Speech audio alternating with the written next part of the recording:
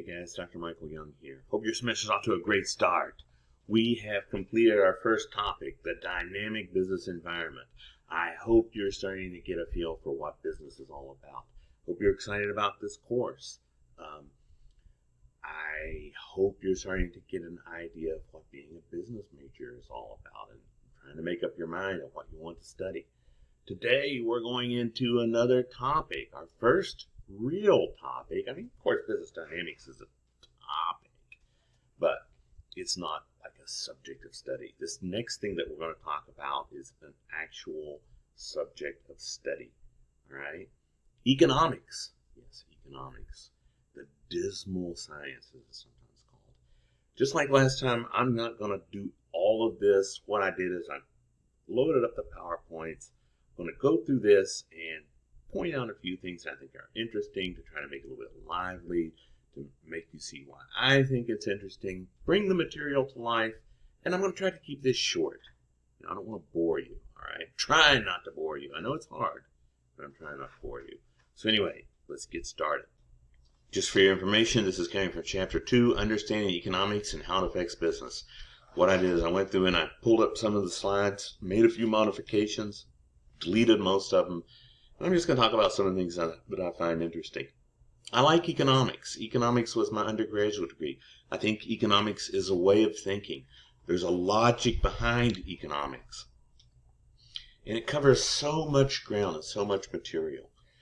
To be honest, it's oftentimes more difficult to get a job as an economist than it is, say, as an accountant. There are always more jobs for accountants, especially opening level jobs for accountants than there are for economists. There are also more jobs for salespeople than there are for economists per se.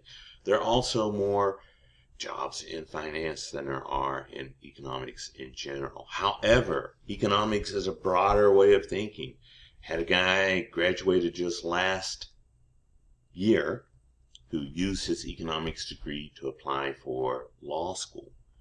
You can also go into an MBA, or if you want to get a PhD, or you want to go into some other fields.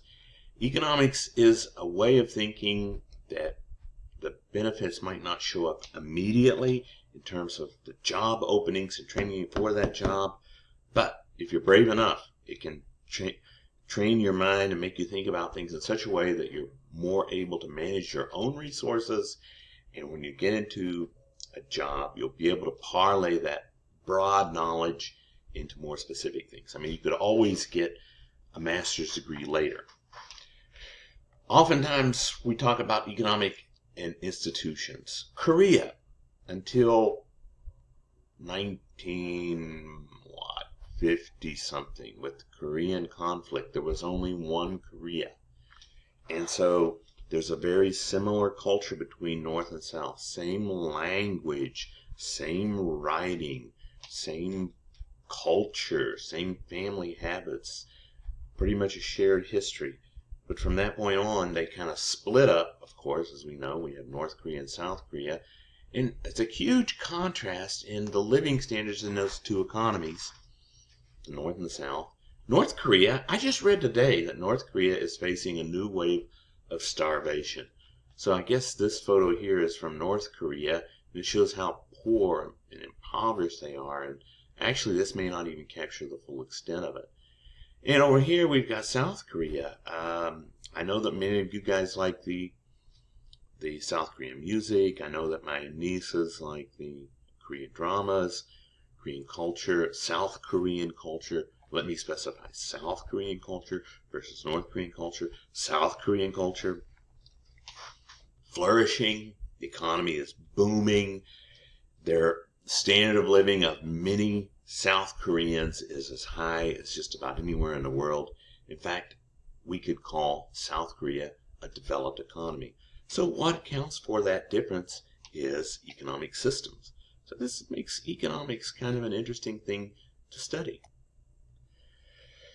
At its broadest definition, economics is how a society, we're not at the company level, we're at the economics or at the economy level, how a society distributes its resources to produce goods and services and distribute them for consumption among various competing groups and individuals. Economics is divided into two major parts for undergraduates: macroeconomics and microeconomics. The macro is the whole economy, where you look at things like employment, economic output, inflation. Microeconomics is the parts of the economy, and that looks at individual behavior, it looks at market structures, it looks at organizational behavior.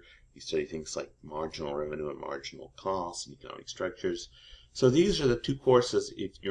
Some of you may have taken these or are taking them now, but this is what you have to look forward to later on in your studies at West Virginia State University. Again, at its broadest definition, it's how resources are allocated across an economy. Typically, there are two ways an economy can grow, and modern economies tend to be addicted to growth. I've heard people say they're addicted to growth. If an economy is not growing, then a lot of times the politicians, people become scared that, oh no, the economy's not growing, there's a problem. Although now that we're realizing that there are finite resources in the world, some people are beginning to question that, but still, we are still sort of addicted to growth. But traditionally, two ways that we could grow is we could either add resources or we could use our existing resources more productively.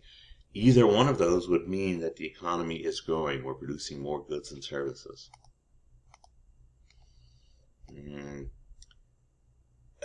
Trying to get myself out of the way here. I'll pull myself just out of the picture for a moment.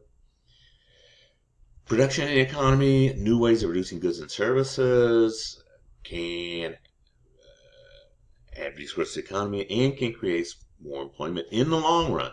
Increases in productivity can cause people to lose their jobs in the short run. But historically, this is a good thing. I know it's hard to believe. For example, in West Virginia, there used to be a whole lot more people working in the coal mining industry. And we used to be producing a lot more coal, but there was a long period of time where we were still producing a lot of coal, but with a lot less people, a lot less resources. That's because it became more productive. Longwall mining, surface mining, all these things were ways of improving the productivity so that we could produce more coal with less people. Another example, in 1920, about 30% of the population was employed in agriculture, while today it's less than 2%. So your great-grandfather, your great-great-grandfather, your great-great-grandparents were working on farms, more than likely, right? I know mine were. For most of us, our great-great-grandparents were working on farms. Now, how many of us are working on farms? Very few. And that means that we're free to do other things. So increases in productivity improve standards of living. Guy that gets a lot of publicity in economic circles is a guy named Adam Smith. You might have heard of him. He's sometimes called the first economist. He was from the University of Glasgow in Scotland. He wrote a famous book that was published in 1776. Yeah, the same year that the United States declared independence from England. Yeah, and this was a special period of time where lots of things were coming together. And Adam Smith was the one that said, hey, you know what? Given that we're living in these modern times where individuals are free to make choices, freedom is vital to an economy's survival. And so he laid the foundation for a lot of the founders of the United States, influenced the United States, influenced the United Kingdom, influenced a lot of the Anglo-Saxon countries. And yeah, the idea was that if we allow people to go out and work hard and sell the fruits of their labor and keep the fruits of their labor, then the economy will grow. He developed this very famous idea that you may have heard of the invisible hand. He said that in a free market economy where people are allowed to own property and make decisions on what they produce and sell, we don't have to tell them what to do. They're going to do it automatically. It's as though there's an invisible hand guiding people along to the best possible employment of their skills. And same thing with land and labor. There's this invisible hand that pushes us along and makes sure that things get done to the best possible effect.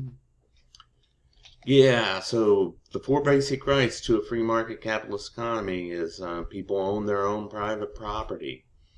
People own their businesses, and they keep all of that business's profits, of course, after the government takes out their taxes.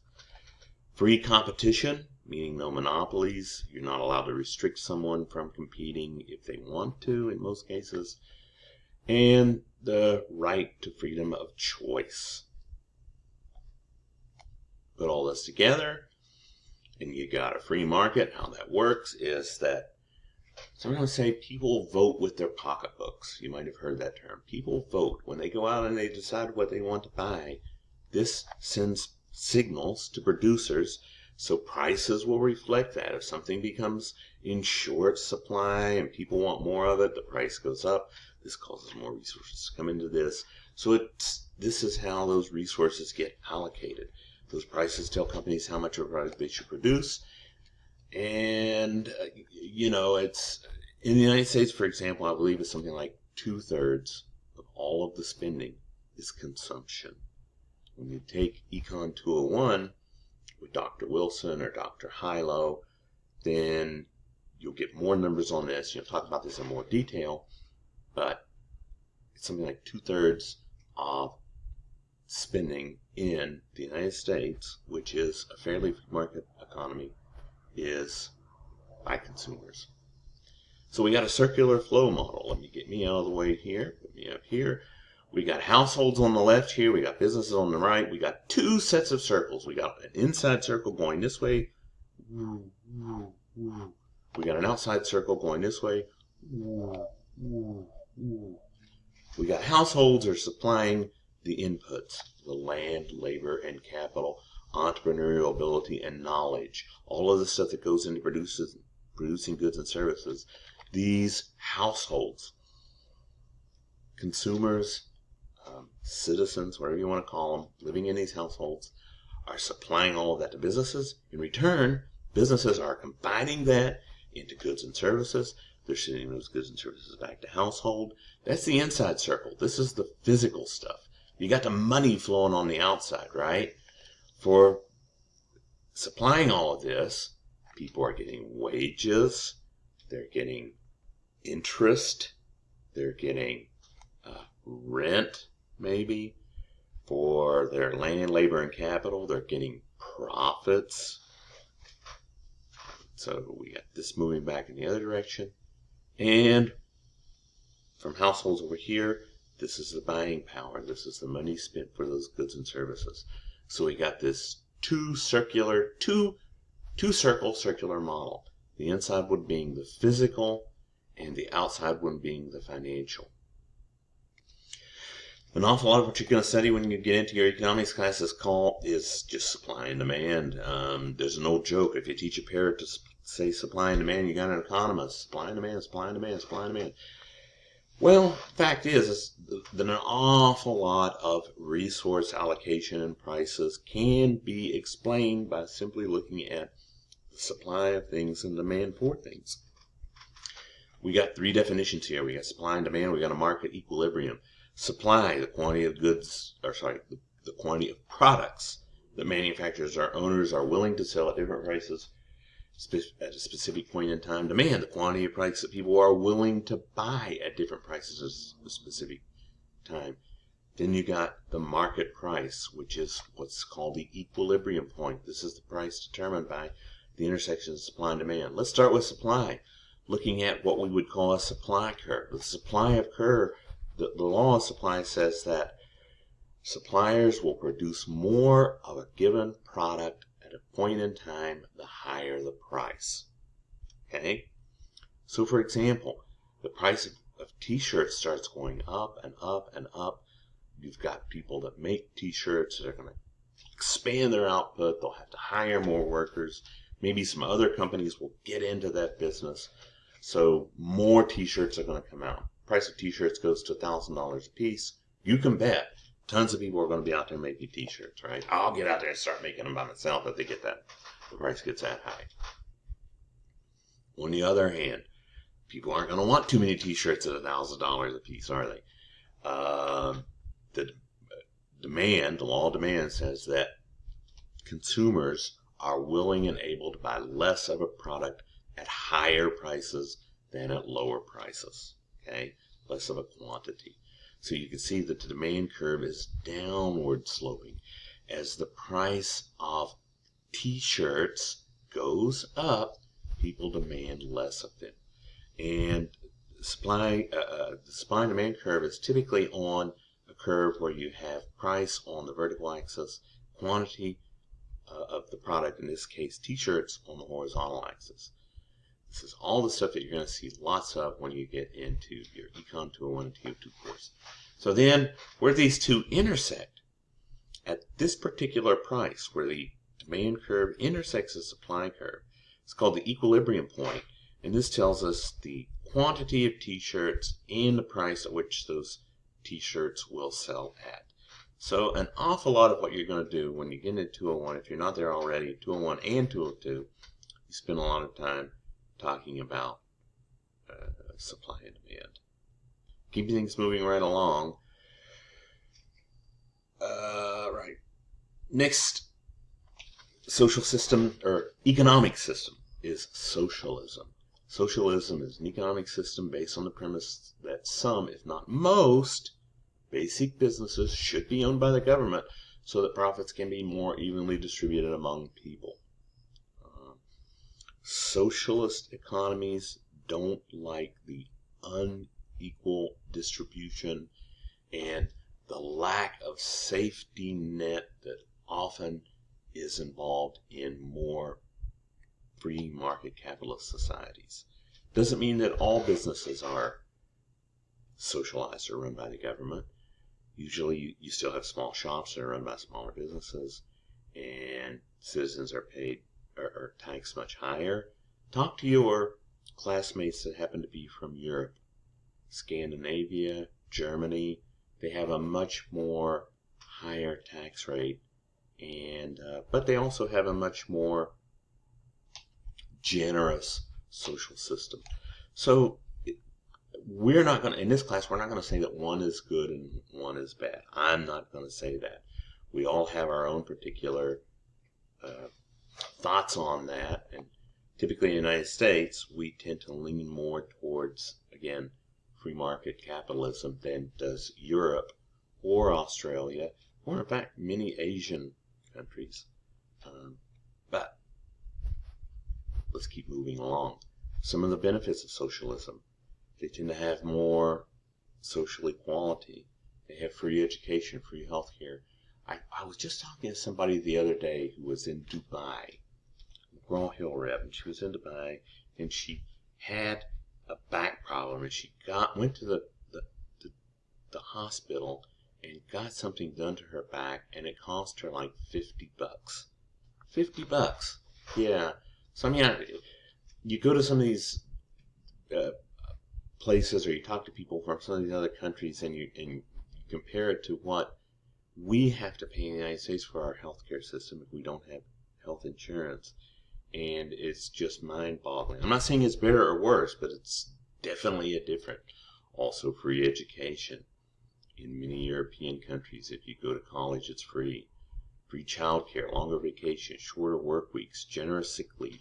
You might have recall that this past summer there were riots in France because they were concerned that the retirement age was being raised, like from 60 to 62, and they were upset because they wanted to be able to retire at 60, like their parents had been able to, and so they were rioting in the streets. But again, compare that to the United States, where many of us won't get to retire. I don't know if I'm ever going to be able to retire. Yeah, the negative consequences of that.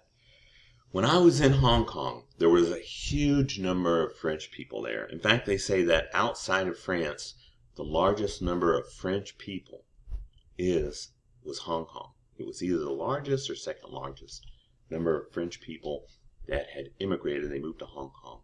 And most of those people were bright people. I met a guy that was starting a high-tech company in which he was trying to develop a card where you could have cryptocurrency on your card. And why was that? Why were they all these French people moving to Hong Kong? Well, Hong Kong still is a fairly free market economy, and so they tend to tax the profits, benefits, income from entrepreneurs. And so that means people that are willing and able to work hard.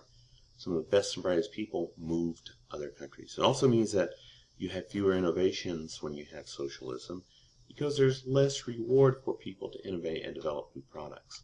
It's the reason that the United States tends to be a very innovative economy. So really we have two types of economies here. Just to make this simple, I'm going to lump these together. The command economies means that the government says, you will do this, commands. Economic system, which the government largely decides what goods and services will be produced, who gets them, and how the economy will grow. Socialism, communism, government-directed command economies. And then you have free market economies, the first one, the economic system in which the market largely determines what goods and services get produced, who gets them, and how the economy grows. In other words, it's the market decides. It's the invisible hand that decides rather than the visible hand. The trend, though, is towards, well, let's face it, the United States is not a pure free market economy. We see, public schools. Most of us went to public schools. Some of us went to private schools. Some of us were homeschooled. But the majority of our students attended public schools. Of course, we have roads are provided by government. Certain services are provided by government. Even West Virginia State University is a public university, meaning that your education is being subsidized by government because of the positive externalities. But that's not just the United States that tends to be moving towards more of a mixed economy in one direction. If we look at countries like China that started off as pure communist countries, or Vietnam, these transition economies that are transitioning back to a market economy, they're trying to allow more more market signals to allocate to resources. So they're also moving to a more of a mixed system, but from a different direction.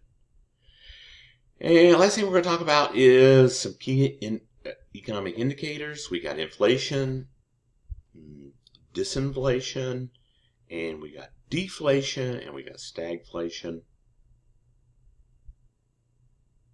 I know you think that right now we're in a period of inflation. Prices are going up. But actually, according to this definition,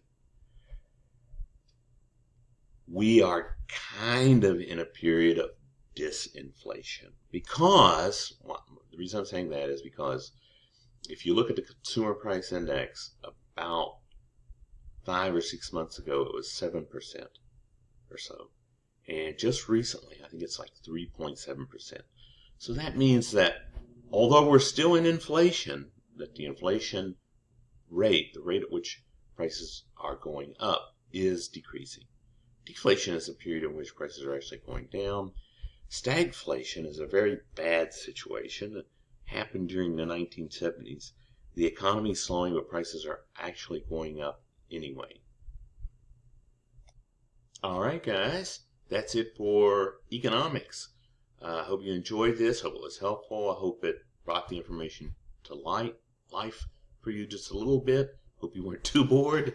Let me know if you have any questions. We'll see you next time whenever we do our next topic, one near and dear to my heart, international.